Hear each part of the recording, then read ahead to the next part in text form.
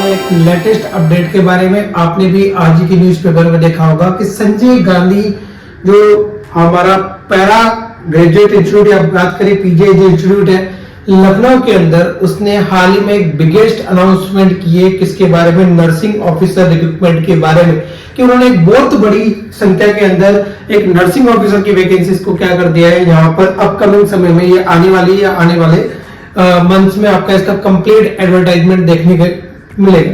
तो इसी के बारे में बात करेंगे। आज हम बात करेंगे एसजीपीजीआई नर्सिंग ऑफिसर वैकेंसी 2025।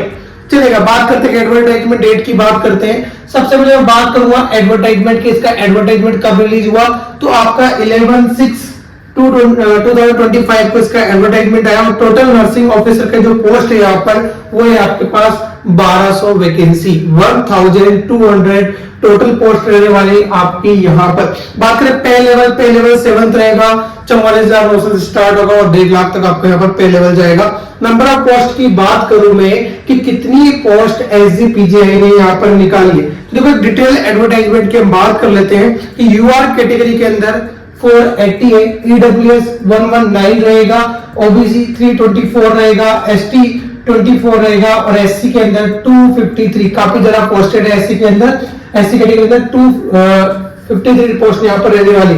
ये एडवर्टाइजमेंट पब्लिश हुआ था आज के न्यूज़पेपर के अंदर, जो हमें देखने को मिला। इसी के रिगार्डिंग हमें इंफॉर्मेशन मिली कि एसजीपीजीआई के अंदर एक बहुत बड़ी वैकेंसी आने वाली है।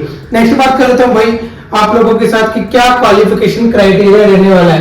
तो जैसे कि प्रीवियस एग्जाम में प्रीवियस जो नर्सिंग ऑफिसर वैकेंसी थी उसके पढ़ी में हम देखें तो यहाँ पर जो क्राइटेरिया रहने वाला है किसका, कि नर्सिंग ऑफिसर बनने के लिए क्या मिनिमम रिक्वायरमेंट रहेगा। तो आपने बीएससी नर्सिंग या बीएससी ऑनर्स कर रखा है, पोस्ट बेसिक बीएससी नर्सिंग कर रखा हो, या आप अगर जीएनएम डिप्लोमा वाले कैंडिडेट हो, आप जीएनएम कैटेगरी से बिलोंग करते हो, तो आपके पास मिनिमम 2 इयर्स का 50 बेडेड हॉस्पिटल का क्या होना चाहिए, आपके पास एक्सपीरियंस होना चाहिए। दूसरा इंपॉर्टेंट थिंग कि आपके पास रजिस्ट्रेशन नंबर आरएन नंबर होना चाहिए, चाहे वो लखनऊ के अंदर रजिस्टर्ड हो या फिर आप किसी भी स्टेट काउंसलिंग जैसे कि राजस्थान हो गया, पंजाब हो गया, दिल्ली हो गया, आप किसी भी स्टेट काउंसलिंग के अंदर क्या है रजिस्ट्रेशन आपके पास है, तो आप इस फॉर्म भरने के लिए क्या है एलिजिबल है। नेक्स्ट बात करता हूं एज क्राइटेरिया के बारे में। देखिएगा अगर एज क्राइटेरिया आपको दिखाई दे रहा है, मैं बात करूं यहाँ पर एज क्राइटेरिया, तो एज यहाँ पर जो रखा गया है वो कितना रखा गया है, ब्लू सर्कल के अंदर हम कर देते हैं।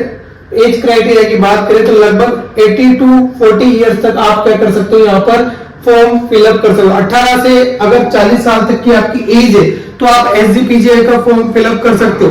नेक्स्ट में बात करूं यहाँ पर अगर आप किसी गवर्नमेंट इंस्टीट्यूट के अंदर हो तो 5 ईयर का आपको एक्स्ट्रा क्या मिलेगा, रिलैक्सेशन मिलेगा। 5 ईयर का क्या मिलेगा, रेगुलर एम्प्लॉइज हो तो आपको 5 ईयर का क्या मिलेगा यहाँ पर एक्स्ट्रा बेनिफिट मिलेगा।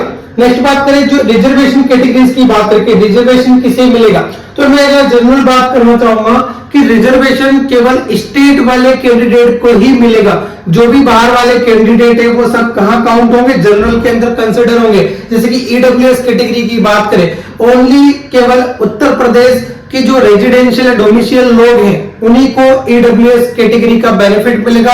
अदर जैसे कि राजस्थान का कोई कैंडिडेट है यूआर कैटेगरी से, तो उसको अगर वो ईडब्ल्यूएस में आता भी है तब भी उसको क्या करना पड़ेगा, यूआर कैटेगरी ही फाइट करना होगा, ईडब्ल्यूएस का बेनिफिट उसे वहां पर नहीं मिलेगा। Only UP candidate can consider as a reserve seat in general categories.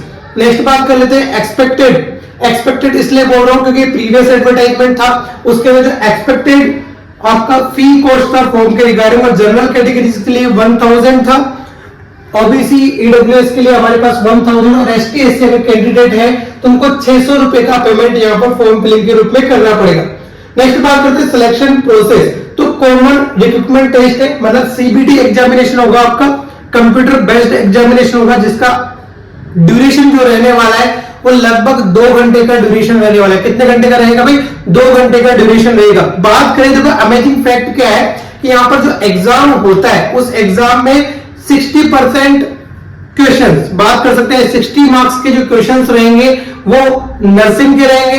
बात करें 10 क्वेश्चन है 10 मार्क्स के जनरल के रहेंगे, 10 क्वेश्चंस जनरल नॉलेज के रहेंगे, 10 क्वेश्चन रीजनिंग का रहेगा और 10 क्वेश्चन ही मैथमेटिक एप्टीट्यूड के रहेंगे। तो बोल सकते हैं 60% आपका नर्सिंग सिलेबस रहेगा और 40% आपका नॉन नर्सिंग सिलेबस यहाँ पर रहने वाला है। बात करें नेगेटिव मार्किंग है या नहीं है, तो नेगेटिव मार्किंग यहाँ पर होगी। कितनी होगी? 1/3 ऑफ द ईच क्वेश्चन। अगर आप कोई क्वेश्चन गलत करते हो तो उसके लिए जो पॉजिटिव मार्क्स है उसमें 1/3 मार्क्स आपके कट हो जाएंगे। बात करें मिनिमम क्वालिफिकेशन मार्क्स कितने होंगे, तो मिनिमम अगर क्वालिफिकेशन मार्क्स की मैं बात करूं 50% नंबर लाने जनरल, ओबीसी, ईडब्ल्यूएस कैटेगरी के स्टूडेंट्स को, और बात करें 45% आपको एसटी एससी कैटेगरी में मिनिमम क्वालिफिकेशन मार्क्स लेके आ रहे हैं। इससे कम में आपको कंसिडर नहीं किया जाएगा। ठीक है, तो ये था एडवर्टाइजमेंट के बारे में। अब बात करें क्रैश कोर्स। अगर आपको इस एग्जाम के लिए क्रैश कोर्स का रिक्वायरमेंट है तो आप हमें कॉन्टेक्ट कर सकते हो 7062328229 के ऊपर। बात करें नर्सिंग वाईफाई ऐप डाउनलोड कर सकते हो जहां से एसजीपीजीआई के पुराने प्रीवियस पेपर, और बात करें कि अपकमिंग क्या क्या क्वेश्चन ऐड हो सकते हैं वो सारा आपको वहां पर क्या होगा देखने को मिलेगा। टेस्ट सीरीज के लिए भी आप हमें क्या कर सकते हो, नर्सिंग वाईफाई एप्लीकेशन पे ज्वाइन कर सकते हो। तो thank you so much watching us on nursing wifi educator platform, और इसी तरीके से हम मिलते रहेंगे नए अपडेट के साथ। Thank you so much guys.